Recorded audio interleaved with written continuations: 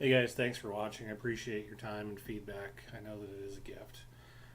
This is my project planning presentation. My recording is limited to 5 minutes, so we'll try to get through the first couple slides.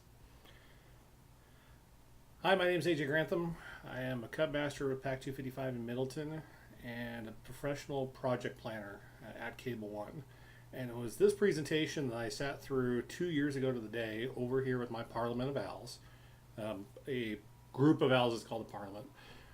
That really did two things for me. It allowed us to advance our program, our Cub Scout program, into the outdoors, and it really jump-started my career to the position I'm in right now.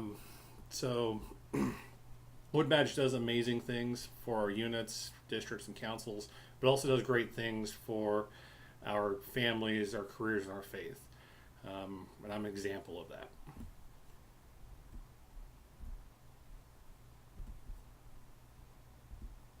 A little bit of technical difficulties there. Okay, so we are tracking along in the course overview workbook on page 55. If you want to follow along, there's plenty of space in the margins to leave notes. And that's our ASM program there in the middle of the road. Long story there. So we've got Dilbert. I'm a big fan of Dilbert. And we've got Bossbert here. I'll read along for those of you that are in the back row.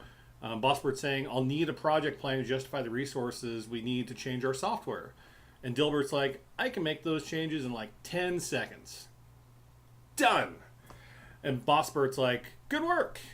Now we just need that plan. If you fail to plan, you plan to fail. And that goes for so many things that are within scouting and within our entire lives. That it's so critical that we take that extra moment to do that plan. So it's super easy.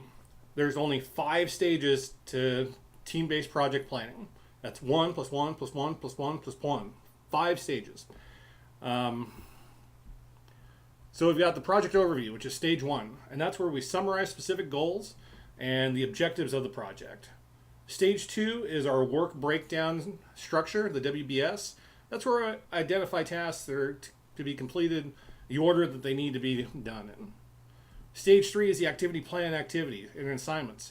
That's the nuts and bolts of where we assign responsibilities for specific tasks and activities to each project member. And then stage 4 is the fun part. That's where we execute our plan. We put it into action and then we track the progress as we go. Stage 5, when everything is up and done, there's a couple more things we need to do.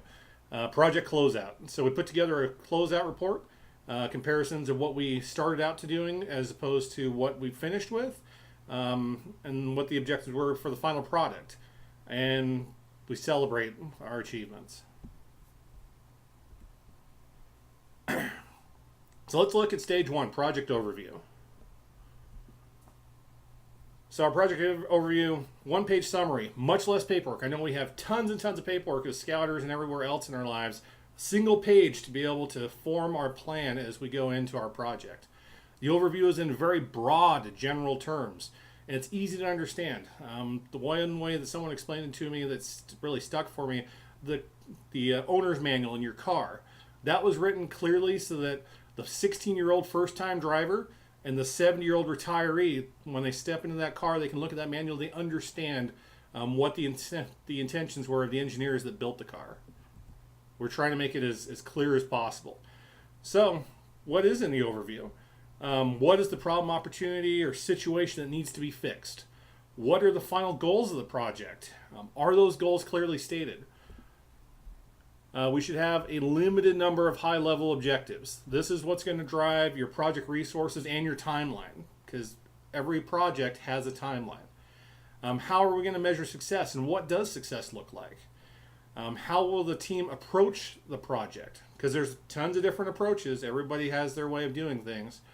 And then there's assumptions and risks that the team might face that might prevent them from actually having success.